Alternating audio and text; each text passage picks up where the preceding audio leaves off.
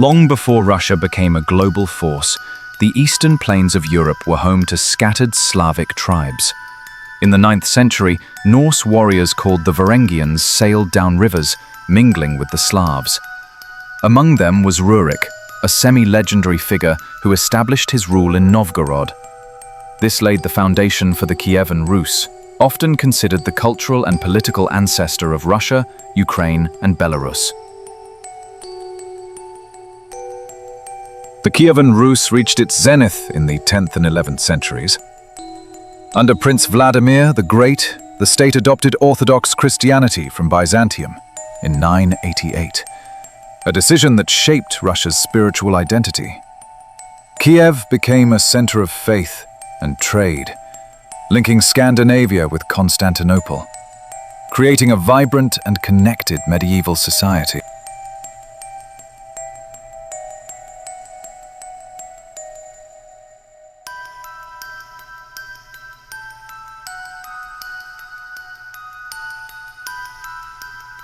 By the 13th century, Kievan Rus splintered into smaller principalities, ripe for conquest. The Mongols invaded in 1237 under Batu Khan, grandson of Genghis Khan. Cities burned, princes bowed, and for over 200 years, the Russian lands were dominated by the Golden Horde. The period became known as the Tatar Yoke.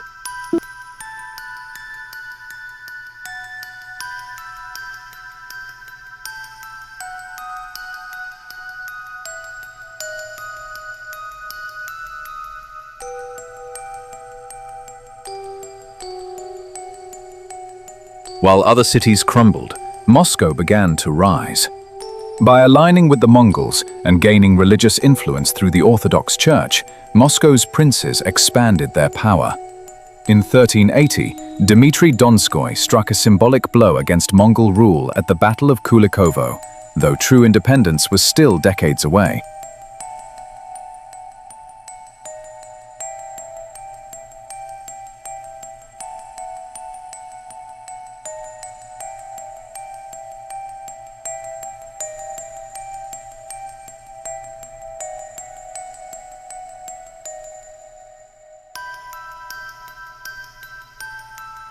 In 1480, Ivan III, also known as Ivan the Great, refused to pay tribute to the Mongols.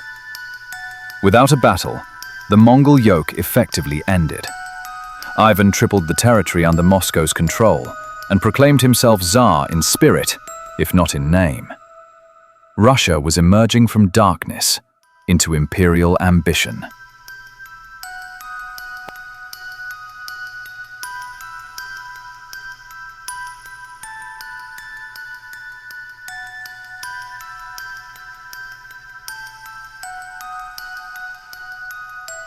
Ivan IV, crowned as the first official Tsar of Russia in 1547, led with fury and grandeur. He expanded Russian borders eastward into Siberia, but unleashed terror at home. His Oprichnina, a brutal force loyal only to him, left a legacy of fear. After his death, Russia spiraled into chaos.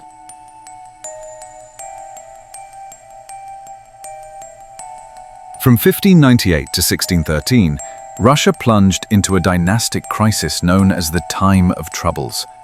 Famine, foreign invasions, and civil war ripped through the nation. Pretenders to the throne, known as false Dimitris, destabilized power. The Polish army occupied Moscow. Russia teetered on the edge of collapse.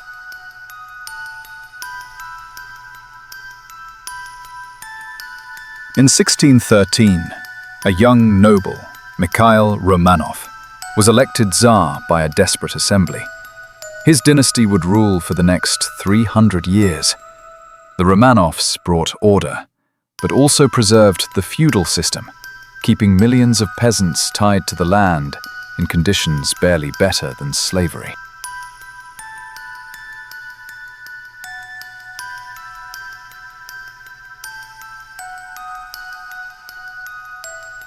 Peter I, crowned Tsar in 1682, envisioned a new Russia, modern, powerful, and westernized.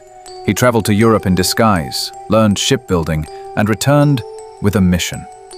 He modernized the army, imposed Western dress codes, and built a new capital, St. Petersburg, on the swamps of the Baltic coast.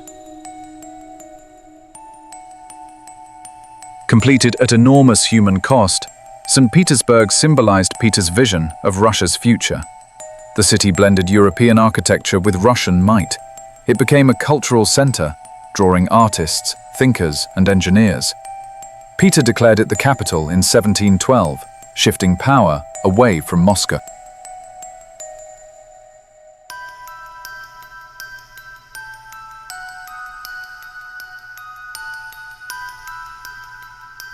Catherine II, a German princess who seized power in a coup, ruled from 1762. She championed Enlightenment ideals while expanding Russia's territory and influence. Under her reign, Crimea was annexed and Polish lands were absorbed. Yet her reforms did little to ease the burden of serfdom.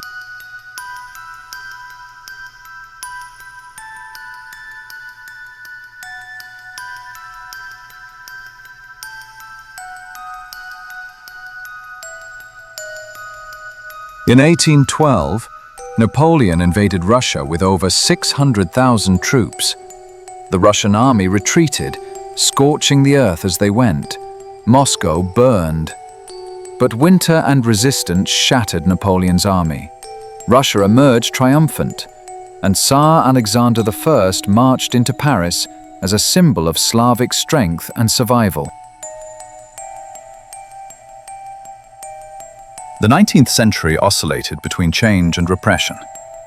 Tsar Alexander II emancipated the serfs in 1861, a bold but flawed reform. His assassination in 1881 halted further progress. His successors cracked down on dissent, fueling revolutionary movements and deepening the divide between ruler and people.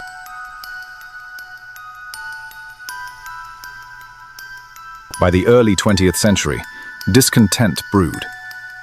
Workers, intellectuals, and peasants demanded change. The 1905 revolution shook the monarchy. Tsar Nicholas II granted a parliament, the Duma, but refused to share real power. The seeds of 1917 were already germinating in the soil of imperial decay. In 1914, Russia entered World War I unprepared. Soldiers lacked weapons, supplies were scarce, and leadership failed. By 1917, the front collapsed, and so did public trust. Strikes erupted, soldiers mutinied. The February Revolution toppled the Romanovs. Nicholas II abdicated. The empire was gone. A provisional government briefly held power, but it was fragile. In October 1917, Lenin and the Bolsheviks launched a second revolution. Promising peace, land, and bread, they overthrew the interim government and declared a new socialist state, the Russian Soviet Federative Socialist Republic.